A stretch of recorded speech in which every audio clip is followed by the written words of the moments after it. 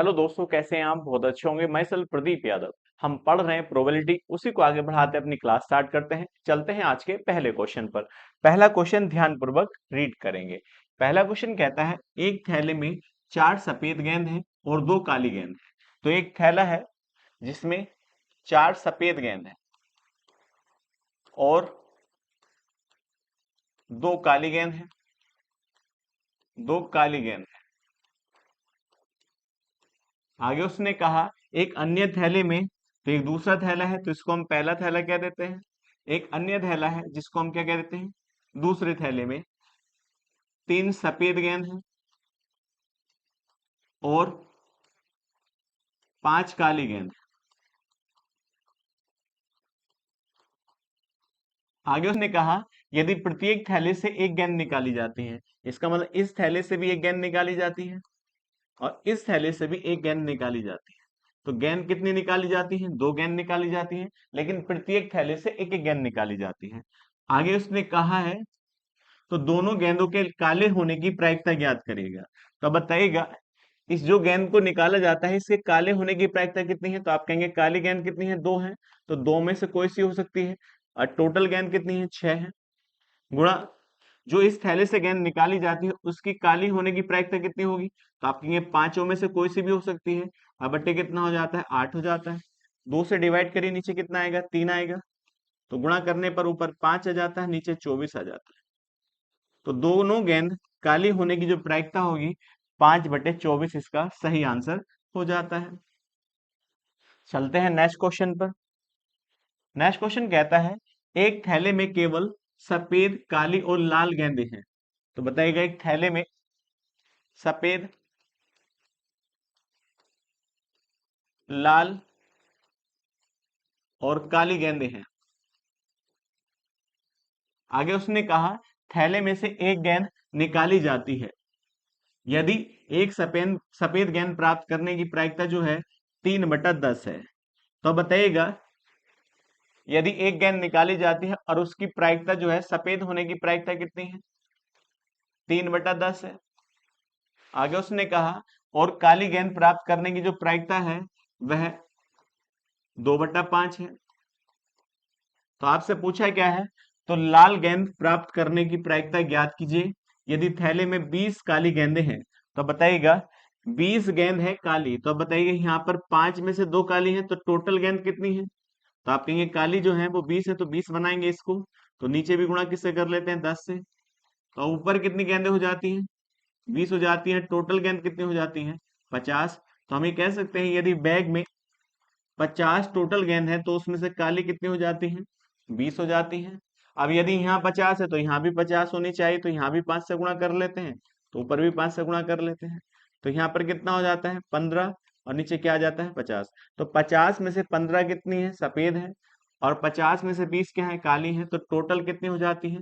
तो आप कहेंगे ये 15 है और ये 20 है, तो आप टोटल कहेंगे 35 होगी। या टोटल कितनी है? 50 है, तो आप कहना चाहिए ये कितनी गेंद होनी चाहिए? 15 होनी चाहिए। तो बताइए, लाल गेंदों की संख्या कितनी है? 15 है। तो आप कहेंगे 15 में से कोई सी भी हो सकती है। अब बट्टे टोटल गेंद कितनी है? 50 है। तो लाल होने की प्रायिकता कितनी होगी? 5 से डिवाइड कर दीजिएगा, 5 से 15 होगा और 5 से जैसे डिवाइड करने नीचे 10 आ जाता है। तो 3/10 लाल होने की प्रायिकता हो जाती है। तो बताइए, टोटल गेंद कितनी है? 50 है और लाल होने की प्रायिकता जो है वह 3/10, इसका सही आंसर हो जाता है। चलते हैं नेक्स्ट क्वेश्चन पर। 1 से 20 तक के टिकट को मिलाया जाता है, फिर एक टिकट निकाला जाता है। तो प्रायिकता ज्ञात कीजिए यदि निकाले गए टिकट में एक संख्या है जो 4 या 5 का गुणज है। तो बताइएगा, 1 से लेकर 20 तक के टिकट एक साथ मिलाए जाते हैं, फिर इनमें से एक टिकट को निकाला जाता है। जो ये टिकट निकाला गया है यह 4 या 5 का मल्टीपल होने की प्रायिकता पूछी है। यदि यह टिकट 4 का गुणज हुआ, मल्टीपल हुआ, तो इसके होने की क्या प्रायिकता होगी? तो आप बताइए, 4 का मल्टीपल होने के लिए इस टिकट पर क्या लिखा होना चाहिए? तो आप कहेंगे या 4 लिखा होना चाहिए, 8 लिखा होना चाहिए, या 12 लिखा होना चाहिए, या 16 लिखा होना चाहिए, या 20 लिखा होना चाहिए। तो हम ये कह सकते हैं, इनमें से यदि एक कार्ड निकाला जाएगा तो वह 4 का मल्टीपल होगा। तो कितने कार्ड हो सकते हैं जो 4 के मल्टीपल होंगे तो आप कह सकते हैं 5 कार्ड हो सकते हैं। यदि यह कार्ड 5 का गुणज हुआ तो कौन से कार्ड हो सकते हैं? तो आप कहेंगे 5 होना चाहिए, या 10 होना चाहिए, या 15 होना चाहिए, या 20 होना चाहिए। तो इन चारों में से एक कार्ड हो तो वह किसका गुणज होगा? 5 का गुणज होगा। लेकिन एक कार्ड ऐसा है जो दोनों में काउंट हुआ गया है, 20, तो एक ही बार तो लेना है एक कार्ड को। तो हम कह सकते हैं 4 का गुणज होने की प्रायिकता क्या होगी? 5/20, या का मतलब बीच में प्लस आएगा, और 5 के गुणज होने की प्रायिकता क्या होगी? 4/20। लेकिन एक कार्ड दोनों में है तो 1/20 घटा देंगे, तो टोटल ऊपर कितना हो जाता है? 8, और नीचे 20 आ जाता है, तो 8/20 हो जाती है इसकी प्रायिकता कि एक कार्ड जो निकाला जाए वह 4 या 5 का गुणज हो। तो इसका आंसर क्या होगा? 8/20 इसका सही आंसर हो जाता है। चलते हैं नेक्स्ट क्वेश्चन पर। नेक्स्ट क्वेश्चन कहता है एक बैग में कुल 18 गेंदें होती हैं जिसमें से 6 लाल रंग की हैं। तो बताइए कितनी गेंदें हैं? 18 गेंदें हैं।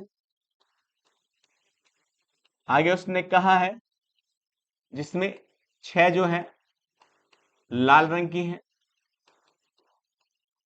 4 हरे रंग की हैं, 4 जो हैं हरे रंग की हैं।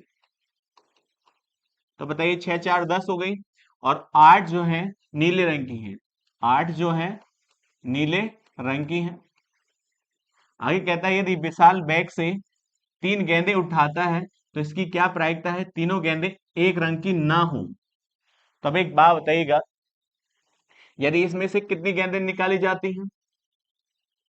3 गेंदें उठाई जाती हैं। तो उसने पूछा है तीनों गेंदें एक रंग की ना हो, तो हम प्रायिकता किसकी निकालते हैं? जो 3 गेंद उठाई जाती हैं तीनों एक रंग की हो, एक रंग की हो, तो इसकी प्रायिकता हम निकाल लेते हैं।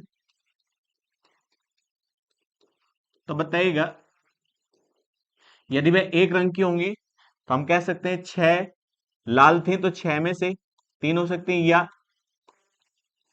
4 में से 3 हो सकती हैं, या 8 में से 3 हो सकती हैं।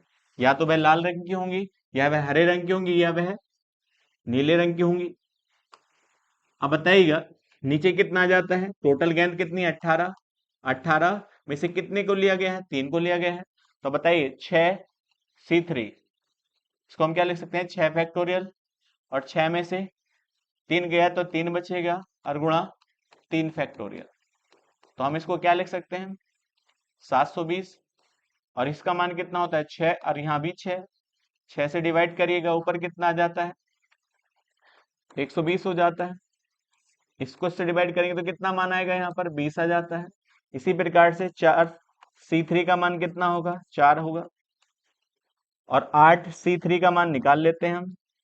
तो 8 फैक्टोरियल बटे 5 फैक्टोरियल गुणा 3 फैक्टोरियल, ऊपर कितना आता है? 8 गुणा 7 गुणा 5 गुणा, सॉरी 6 गुणा 5 बटे 5 फैक्टोरियल, और गुणा 3 फैक्टोरियल। 5 से 5 कट जाता है, इसका मान क्या होगा? 6। 6 से 6 कट जाता है। तो बताइए हमारे पास 3 की वैल्यू आ चुकी है। फिर 8C3 का मान निकाल लेते हैं, 18C3 का। ऊपर कितना आएगा? 18 फैक्टोरियल, और नीचे कितना आएगा? 15 फैक्टोरियल गुणा 3 फैक्टोरियल। इसको हम क्या लिख सकते हैं? 18 गुणा 17 गुणा 16 गुणा 15 बटे 15 फैक्टोरियल गुणा 3 फैक्टोरियल। इससे इसको काट सकते हैं। यहाँ पर क्या हो जाता है? 6, और 6 से इसको डिवाइड करेंगे तो कितना आएगा? 3 हो जाता है।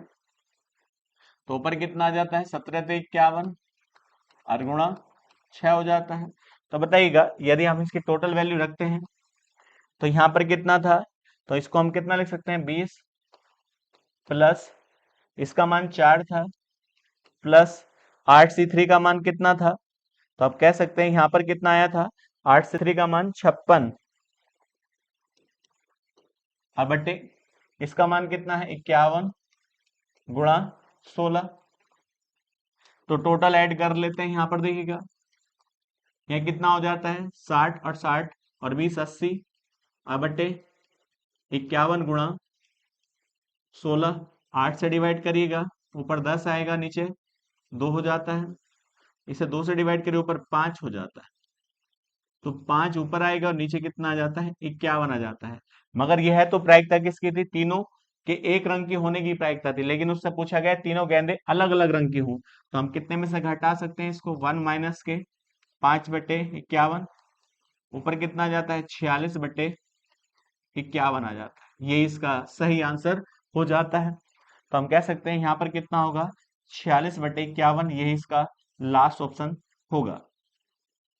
चलते हैं नेक्स्ट क्वेश्चन पर।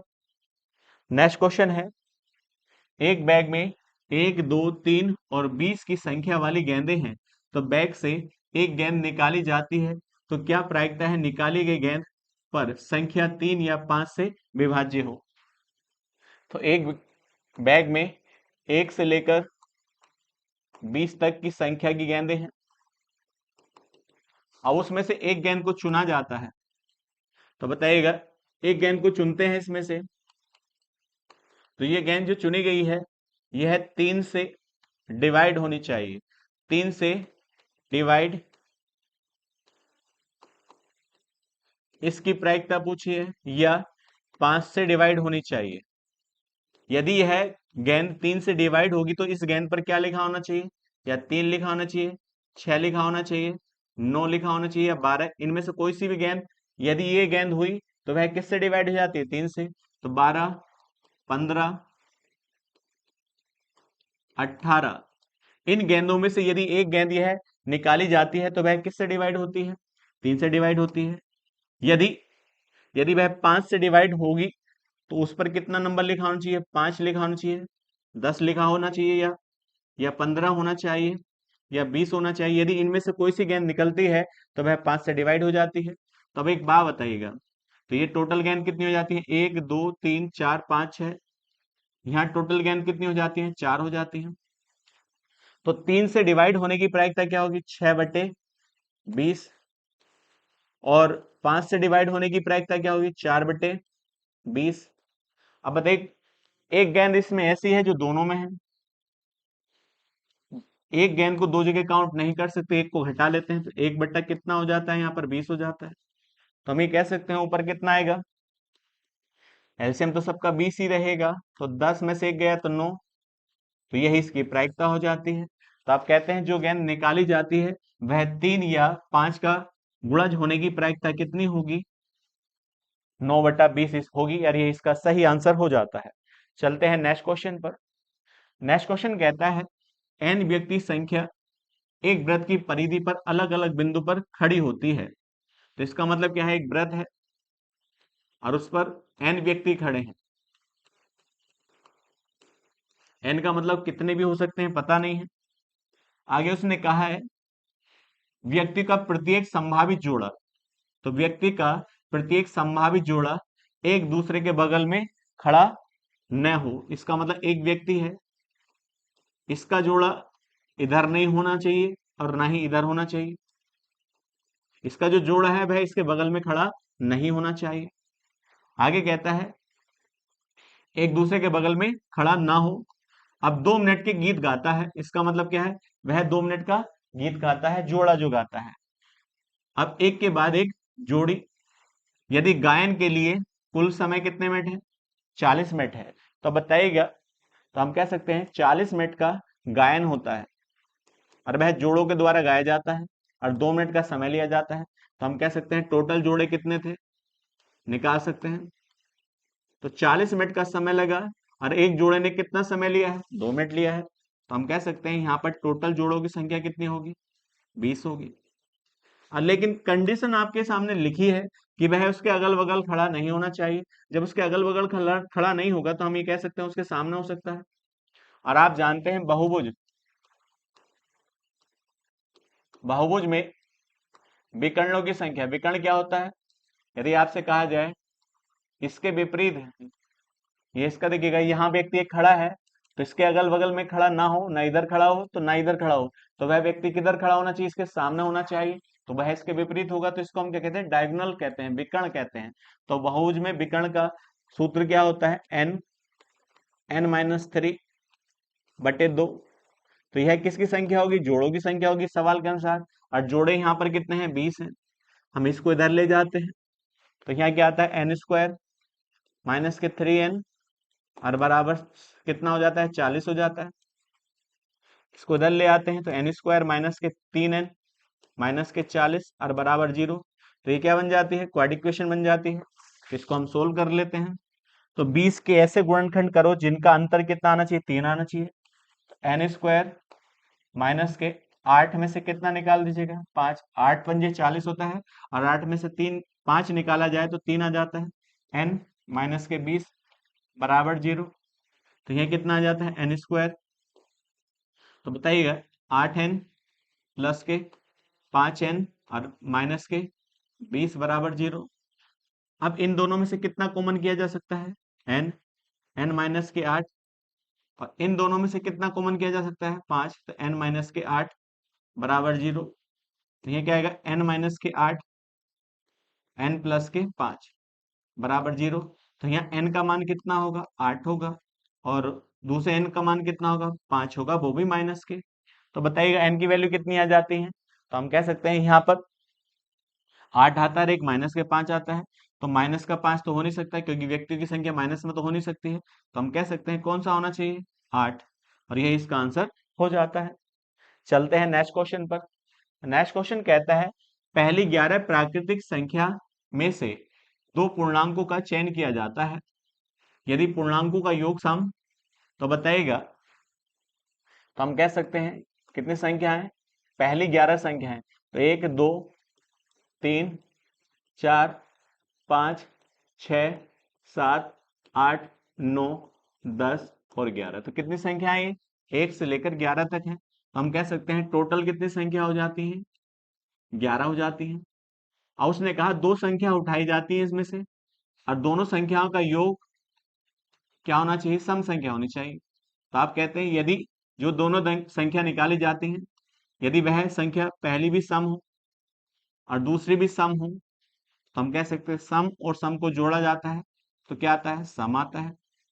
लेकिन यदि दोनों संख्या विषम हो, तो पहली संख्या भी विषम हो और दूसरी संख्या भी विषम हो और उनको जोड़े तो हमें क्या प्राप्त हो? वह भी विषम संख्या प्राप्त हो। तो हम ये कह सकते हैं, सॉरी, वह संख्या क्या प्राप्त होनी चाहिए? जोड़ने के बाद सम प्राप्त होनी चाहिए। तो आप जानते हैं विषम और विषम को जोड़ा जाता है तब भी क्या आता है? सम आता है। तो बताइएगा, लेकिन उसने क्या कहा है? दोनों संख्या क्या होनी चाहिए? विषम होने की प्रायिकता पूछी है। तो बताइएगा टोटल संख्या कितनी थी? 1 से लेकर 11। तो इसमें विषम संख्या कितनी होंगी? तो विषम संख्या निकाल लेते हैं। यहाँ पर देखिएगा, तो विषम कौन कौन सी होंगी यहाँ पर? 1 3 5 7 9 और 11, ये विषम संख्या है।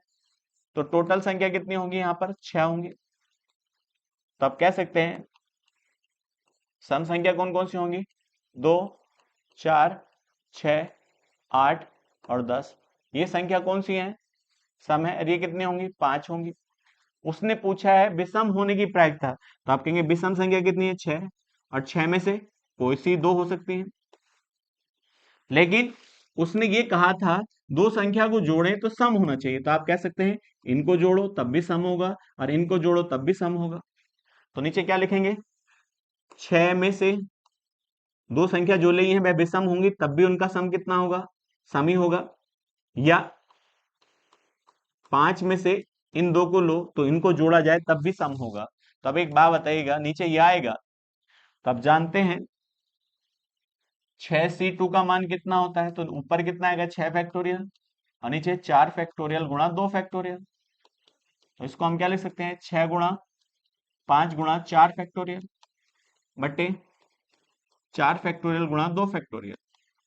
4 से 4 कट जाता है।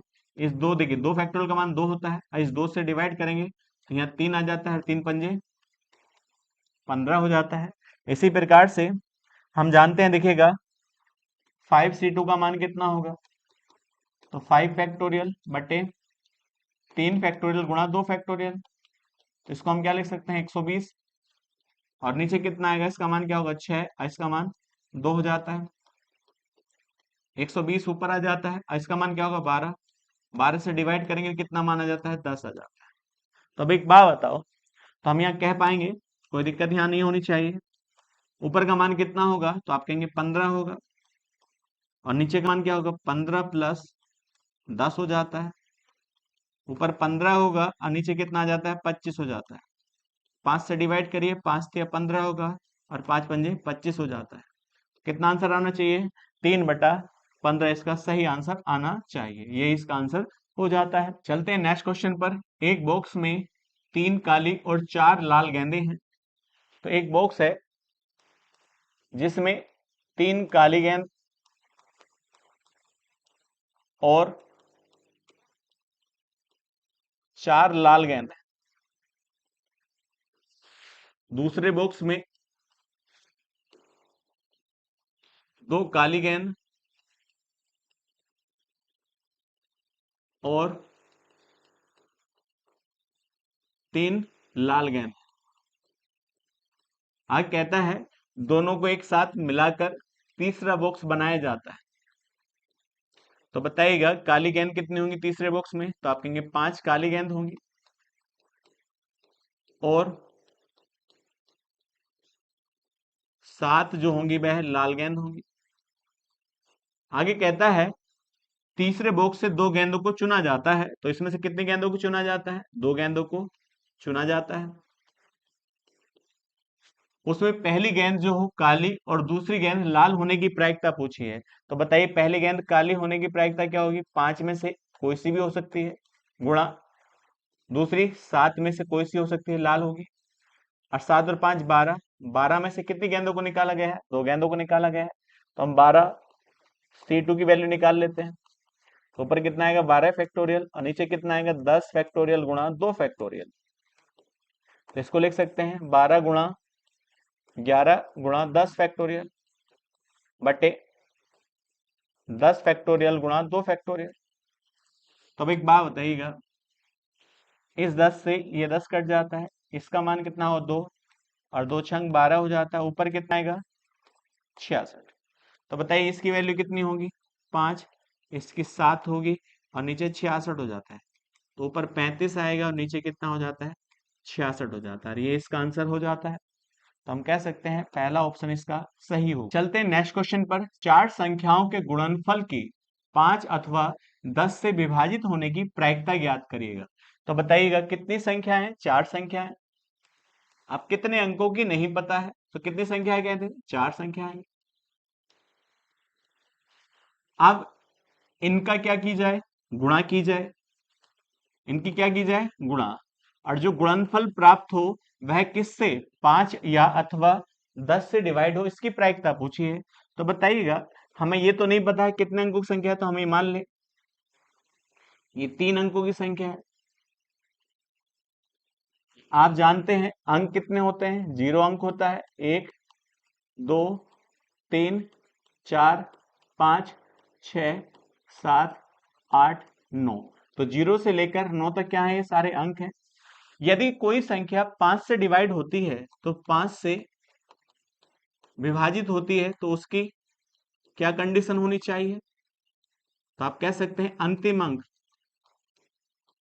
अंतिम अंक क्या लिखा हो, 0 लिखा हो या 5 लिखा हो, तो वह संख्या किससे डिवाइड हो जाती है, 5 से डिवाइड हो जाती है।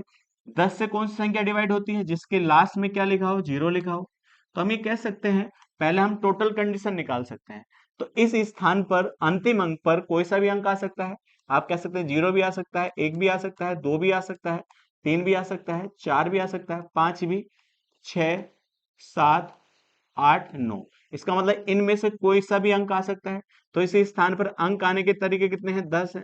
तो आप कहेंगे यहाँ भी कितने होंगे, 10 होंगे, और यहाँ भी कितने होंगे अंतिम अंक पर 10 होंगे, और यहाँ भी कितने होंगे 10 होंगे। तो आप कह सकते हैं कुल, देखिए कंडीशन कितनी बनेगी, तो 10 गुणा 10 गुणा 10 गुणा 10। तो यहां पर लिख सकते हैं 10 की पावर कितना लिख सकते हैं, 4 लिख सकते हैं। अब एक बात बताओ, यदि मैं आपसे कहूं कि यहां पर यदि 5 आ जाए, 0 आ जाए, तो वह संख्या किससे डिवाइड हो जाती, 5 से डिवाइड हो जाती है। यदि 5 और 0 ना आया तो हम ये कह सकते हैं पक्का वह 5 से डिवाइड नहीं होगी। तो पहले हम क्या निकाल लेते हैं, लास्ट वाले अंक पर 1 आ जाए, 2 आ जाए, 3 आ जाए, 4 आ जाए, 6 आ जाए, 7 आ जाए, 8 आ जाए, 9 आ जाए, तो वह पक्का, यदि उनका गुणनफल किया जाएगा तो वह पक्का किससे डिवाइड नहीं होगी, 5 से डिवाइड नहीं होगी। अब एक बात बताइए, क्योंकि 2 तो आएगा ही, यदि 2 आएगा तो 5 आ गया, और 5 और 2 की गुणा कर ली जाए तो 10 से तो ऑलरेडी डिवाइड हो जाती है, क्योंकि 10 क्या होता है, 2 गुणा 5, यदि 5 और 2 मिल जाए तो 10 से संख्या डिवाइड हो जाती है। तो कितनी कंडीशन बनेगी, तो इसका मतलब यहाँ पर 8 में से कोई भी अंक आ सकता है, तो पहले स्थान पर भी 8 में से कोई अंक आ सकता है, 8 में से कोई अंक आ सकता है, 8 में से कोई अंक आ सकता है, और 8 में से कोई अंक आ सकता है। तो कितनी कंडीशन बनेगी, 8 की पावर 4। मगर जो ये बनेगी वह संख्या 5 से डिवाइड नहीं होगी, इनका गुणनफल किससे डिवाइड नहीं होगा, 5 से, क्योंकि हमने इकाई के अंक पर क्या नहीं लिया है, ना 0 लिया है ना 5 लिया है। तो हम कह सकते हैं 5 से डिवाइड ना होने वाला गुणनफल कितना होगा, तो ऊपर क्या आएगा 8 की पावर 4, और नीचे आएगा 10 की पावर 4। इसको हम क्या लिख सकते हैं, 8/10 की पावर 4 लिख सकते हैं। तो ऊपर कितना आ जाता है, 2 से डिवाइड कर लीजिएगा, तो जैसे 2 से डिवाइड करेंगे ऊपर 4 आएगा, नीचे 5 आ जाता है, की पावर 4। इसको हम क्या लिख सकते हैं, 256/625। अब 625 में से 256 हम इसको घटा दें, तो यह तो वह कौन सा गुणनफल तैयार किया गया है आपने, वह जो 5 से डिवाइड ना हो। तो 5 से डिवाइड और 10 से डिवाइड वाला पूछा है, तो आप बताइए एक में से घटा दें, तो 1 माइनस के 256/625। हम जानते हैं, देखिए 5 में से 6 नहीं जा सकता, 15 में से 6 जाएगा, तो आप कह सकते हैं 9 आएगा। तो यहाँ कितना बचा है, 11, 11 में से हम कितना निकालेंगे, तो 5 निकालेंगे तो यहाँ 6 आएगा, और यहाँ बचता है 5, 5 में से 2 घटाया जाए तो 3 आएगा, और बट एक 625 हो जाता है, और ये इसका आंसर हो जाता है। चलते हैं नेक्स्ट क्वेश्चन पर। नेक्स्ट क्वेश्चन कहता है, एक बैग में 6 लाल, 4 नीली और 10 सफेद गेंद है। तो बताइएगा 6 क्या है, लाल गेंद है, 10 नीली गेंद है, और 10 सफेद गेंद है। तो एक बैग में 6 लाल, 4 नीली और 10 सफेद गेंद है। अब बैग से एक गेंद निकाली जाती है, तो आपसे क्या पूछा है, जो गेंद निकाली जाती है उसकी प्रायिकता क्या होगी, न तो वह सफेद हो न ही वह नीली हो। तो बताइएगा सफेद नहीं होनी चाहिए और नीली नहीं होनी चाहिए, तो आप कह सकते हैं लाल होगी। तो बताइए टोटल कितनी गेंद थी लाल, 6, 6 में से कोई सी हो सकती है, एक। और टोटल गेंद कितनी है हमारे अनुसार यहाँ पर 20 है, तो 20 में से एक ही गेंद को निकाला गया है, तो ऊपर क्या आएगा 6 और नीचे 20 आ जाता है, 2 से डिवाइड करिए तो 3 आएगा, नीचे 10 आ जाता है, तो 3/10 इसकी प्रायिकता हो जाती है, और ये इसका सही आंसर हो जाता है। चलते हैं नेक्स्ट क्वेश्चन पर। नेक्स्ट क्वेश्चन बहुत अच्छा है, x 75% मामलों में और y 80% मामलों में सच बोलता है। तो बताइएगा x जो है 75% मामलों में सच बोलता है, तो इसको हम कह सकते हैं प्रोबेबिलिटी ऑफ x सच बोलने कितनी होगी, 3/4। तो उसके झूठ बोलने की प्रायिकता कितनी होगी, एक में से घटा लेंगे तो 1/4 होगी। इसी प्रकार से ई के सच बोलने की प्रायिकता कितनी होगी, प्रोबेबिलिटी ऑफ ई, तो बताइए कितना आएगा यहाँ पर 80/100 कर लीजिएगा, तो इसको क्या लिख सकते हैं 4/5। तो इसके झूठ बोलने की प्रायिकता कितनी होगी, 1/5। आगे उसने कहा किसी तथ्य को बताते समय प्रायिकता क्या होगी, दोनों एक दूसरे के विरोधाभास करें। इसका मतलब क्या है, एक घटना का वर्णन किया जाता है तो ए करता है, तो यदि एक किसी घटना के बारे में बताता है तो इसका विरोध कौन करेगा, ई करेगा। तो बताइएगा एक घटना के बारे में बताता है उसका विरोध कौन करेगा, ई करेगा, तो आप कह सकते हैं 1/5। यदि ई उस घटना का वर्णन करता है तो उसके वर्णन करने की प्रायिकता कितनी है? 4/5। तो उसका विरोध कितना कौन करेगा? 1/4 करेगा। तो यहाँ कितना आएगा? 3/20 प्लस 4/20 हो जाता है। तो एलसीएम सेम रहेगा तो 20 नीचे आएगा, ऊपर 7 हो जाता है। तो कितनी प्रायिकता होनी चाहिए? 7/20 इसकी प्रायिकता होनी चाहिए। सिंपल सा क्वेश्चन था। यह आज की वीडियो का लास्ट क्वेश्चन था। नेक्स्ट वीडियो में नेक्स्ट क्वेश्चन के साथ मिलते हैं। आज के लिए इतना ही।